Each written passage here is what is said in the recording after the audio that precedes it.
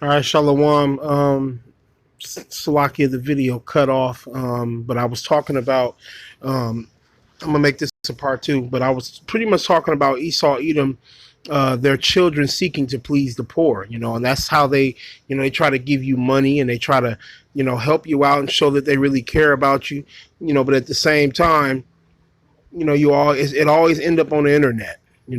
Esau will literally come up to a homeless Jake and be recording them at the same time. It's all through vanity.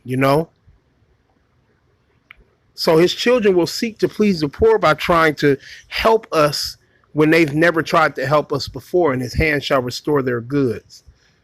Verse 11, his bones are full of the sin of his youth, which shall lie down with him in the dust. Right. And the sin of his youth is talking about slavery. When they enslaved our people and forced us to build this land for free.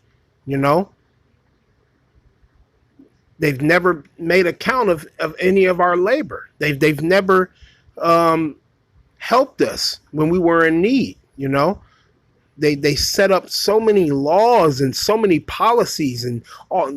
I think of sharecropping. When they would literally heavily tax Jake and leave him with nothing to make their families rich, man. They would literally make us come work for them, and then what they would do is they would tell you, like, let's say you lived on their plantation, they'd be like, oh, well, you lived here, so you got to pay me $300. So that was their way of not having to pay you. When you didn't have anywhere to stay, but you were literally, cleaning their barnyards and, tending to their crops and their animals for free, but because you slept in the barn, they would charge you for that, So your bones are full of the sin of your youth, Esau, and they're going to lie down with you in the dust. Ultimately, when Yahweh Bashim Shai destroys you off the face of the earth. Verse 12, though wickedness be sweet in his mouth, though he hide it under his tongue, though he spare it and forsake it not, but keep it still within his mouth. Because Esau is ultimately the wicked, man. And he's good at hiding his wickedness. His wickedness is still there. That's what Ecclesiastes 12 is talking about. Thou shalt be unto him as if thou hast wiped a looking glass, and thou shalt know that his rust hath not been altogether wiped away. That rust is that wickedness, that devil-ass mentality he got. Esau Edom will never change, man. Verse 15. Skipping to verse 15, it says, he hath swallowed down riches, and he shall vomit them up again. The Most High shall cast them out of his belly. The Lord is going to make you cough up everything, man. You swallow down riches during slavery. You swallow down riches through generational wealth, and you didn't get it the honest way. That's why you got to vomit them up. The Most High is going to cast them out of your belly. And you're ultimately going to be ashamed. Each and every one of y'all are going to be ashamed, man. It's the book of Obadiah, verse 15. For the day of the Lord is near upon all the heathen. And who is the heathen? Non-Israelites, man. Psalm 83, all the nations that the Lord named. For the day of the Lord is near upon all the heathen. As thou hast done, it shall be done unto thee. What you did to us is going to be done unto you, but it's going to be done to you in righteousness. We're not going to be raping. We're not going to be anally raping your men, because we're right. We're Yahweh Bashim Shai's chosen people. We're going to do it in righteousness ultimately. So when you putting us in slavery, it's going to be done to you. That's what that's talking about. Thy reward shall return upon thine own head. So what you dished out, you're going to get back, man. And we boast in this, man.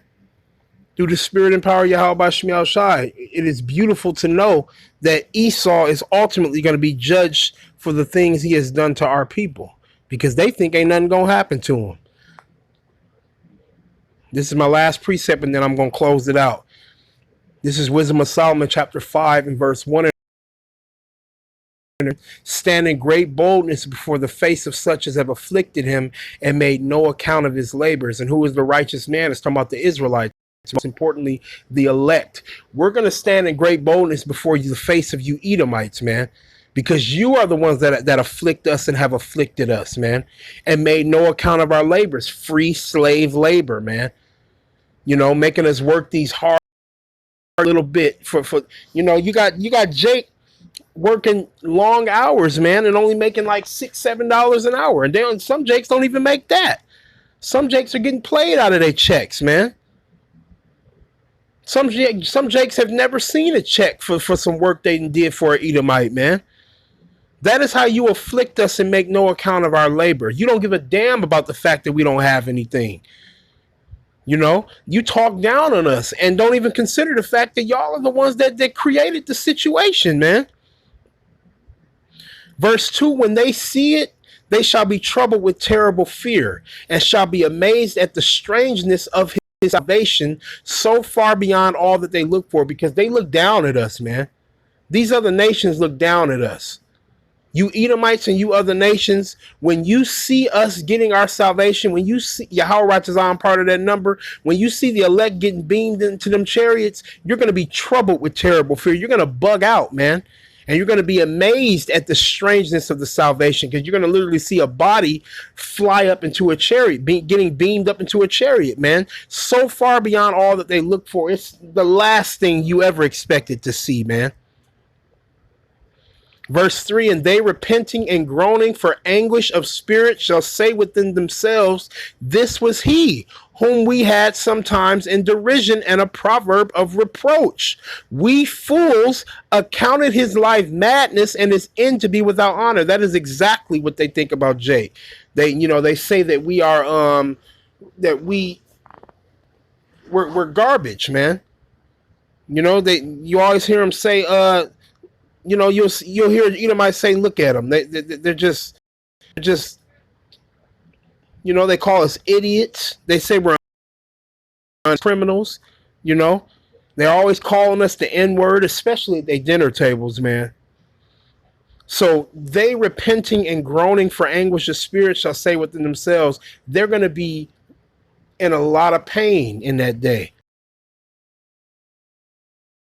Anguish of spirit, like we have anguish of spirit right now. They're going to literally say, this was he whom we had sometimes in derision. The people you talked about at your dinner tables, the ones you called the N-word and spics and called wetbacks and porch monkeys. Yes, those are the Israelites that you were talking about. We fight madness and his end to be without honor. They think that we ain't got nothing coming. They think that we're going to be poor and without hope forever, man. But ultimately, the will of the Lord will be done. And you heathens are going to see it with your own eyes. Verse 5, how is he numbered among the children of the Most High, and his lot is among the saints? They're going to figure out, dang, they are the elect of the Most High. These are the Israelites. This is the 12 tribes that we look down upon. These are the saints. And it's going to be beautiful to see these Edomites with that stunned look on their faces, man. But Lord willing, this lesson was edifying. I like to give all praise, honor, and glory unto Yahweh, by Hashem Yahushai, by Hashem Rakah Kwadash. Double honors to the apostles and elders of Great Millstone. Peace, salutations, respect, and love to you Akim out there scattered to the four corners of the earth, pushing the ministry in truth and sincerity, and all you sincere sisters listening and learning and Lord willing, humbling your souls. This is Brother Lawyer with GMS Wisconsin. Until next time, I say Shalom.